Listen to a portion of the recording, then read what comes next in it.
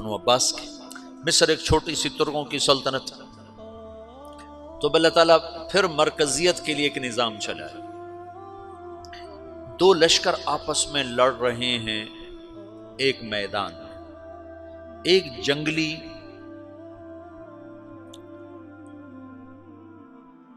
بدوؤں کا قافلہ، جنگل کے لوگ اپنے قبیلے کو لے کر، ایک جنگلی قبیلہ اپنے سردار کے ساتھ نقل مکانی کر رہا ہے ایک جگہ سے دوسری جگہ۔ اللہ کا نظام کہ یہ لوگ چلتے چلتے چلتے اس وادی میں پہنچ گئے جہاں جنگ ہو رہی ہے، دو لشکر آپس میں لڑ رہے ہیں۔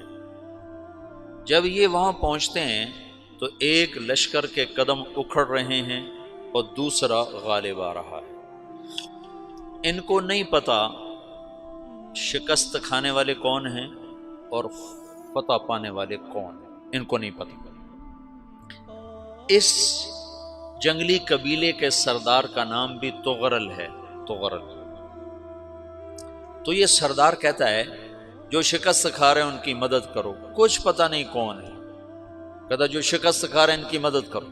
تو 400 وحشی جنگلیوں نے فاتح لشکر کے پیچھے حملہ کر دیا۔ وہ تو ایک کافی ہوتا تھا، 400 دوڑ دوڑ جب تلواریں پڑیں تو چند لمحوں میں نقشہ بدل گیا، بھاگنے والے جم گئے اور جمنے والے بھاگ پڑے۔ جب جنگ ختم ہوئی تو شکست خوردہ لشکر کے بادشاہ نے ان کو بلایا، اسے پوچھتا ہے مجھے جانتے ہو میں کون ہوں؟ کہا نہیں۔ کہا تو تم نے میری مدد کیوں کی؟ کہا انسانی ہمدردی کی وجہ سے، تمہیں شکست ہو رہی تھی اس لیے تمہاری مدد کی۔ اور اس نے اپنا تعارف کرایا، میں ہوں سلیمان سلجوقی، ترکی کا بادشاہ۔ مسلمانوں کا لشکر تھا اور تاتاریوں سے شکست کھا رہا تھا، تاتاری فتح پا رہے تھے، مسلمان شکست کھا رہے تھے۔ تو وہ اللہ کی غیبی مدد بن کر آئے۔ تو وہ اس سے کہتا ہے میرے ساتھ رہنا پسند کرو گے؟ تم نے میرے اوپر احسان کیا ہے، میں اس کا بدلہ دینا چاہتا ہوں، میرے ساتھ رہنا پسند کرو گے؟ کہنے کا کر لوں گا۔ تو اس کو لے کر ترکی آیا، اور استنبول اس وقت روم کی حکومت میں تھا، اس سے فتح کیا اس تغرل کے آگے چوتھے پانچویں پڑپوتے محمد فاتح نے۔ تو یہ استنبول ہے، یہ ترکی ہے، بیچ میں ایک چھوٹا سمندر ہے، یہاں ایک جاگیر ہے۔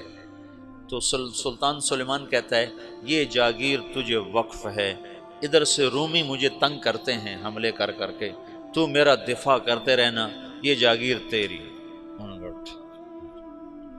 اس جاگیر پہ اس نے اپنے قافلے کو آباد کر دیا، اپنے قبیلے کو، اور ایک چھوٹی سی حکومت بنا لی، جو ایک صوبہ سمجھو سلمان سلجوقی کا، وہ ایک چھوٹا سا صوبہ ہے۔ وہاں جب یہ رہ پڑا تو پھر یہ ایک شیخ کے بیت ہوتا ہے، وہاں شیخ طریقت ہے، ان کے یہ بیت ہونے جاتا ہے، وہ اس کو رات اپنے پاس ٹھہراتا ہے، تو ایک کمرے میں ان کا خادم ٹھہراتا ہے۔ یہ جب کمرے میں جاتا ہے تو سامنے دیوار میں طاقچے پر قرآن پڑا ہوا ہے۔ تو یہ تغرل بیگ کہتا ہے یہ کیا ہے، یہ کیا ہے؟ تو وہ خادم کہتا ہے یہ کتاب اللہ ہے، قرآن ہے۔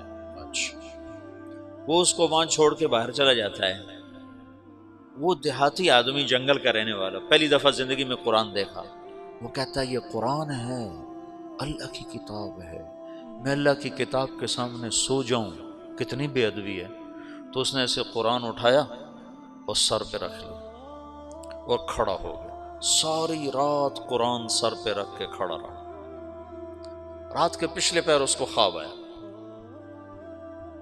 کھڑے کھڑے اس نے دیکھا کہ اس کی پشت سے ایک چاند نکلا اور شیخ کی بیٹی کے سینے میں جا کے اتر گیا۔ پھر اس لڑکی کے سینے سے ایک درخت نکلا جو پھیلتے پھیلتے پھیلتے 3 بر اعظم پہ چھا گیا، افریقہ پر، یورپ پر، ایشیا پر۔ پھر اس کی آنکھ کھل گئی، وہ کھڑا ہوا ہے تو اس نے صبح یہ خواب اپنے شیخ کو سنایا، تو انہوں نے اپنی بیٹی اس کے نکاح میں دے دی۔ اس بیٹی سے ایک بچہ پیدا ہوا، تغرل بیگ نے اس کا نام رکھا عثمان، عثمانی ترک نام سنا ہوا، جو میں نے کل بتایا تھا کہ 1924 میں وہ خلافت ختم ہوئی۔ تو ایک بیٹا پیدا ہوا عثمان۔ عثمان نے پھر ایک نئی اسلامی حکومت کی بنیاد رکھی جو 1924 تک چلتی رہی، کوئی 800 سال یہ حکومت چلی۔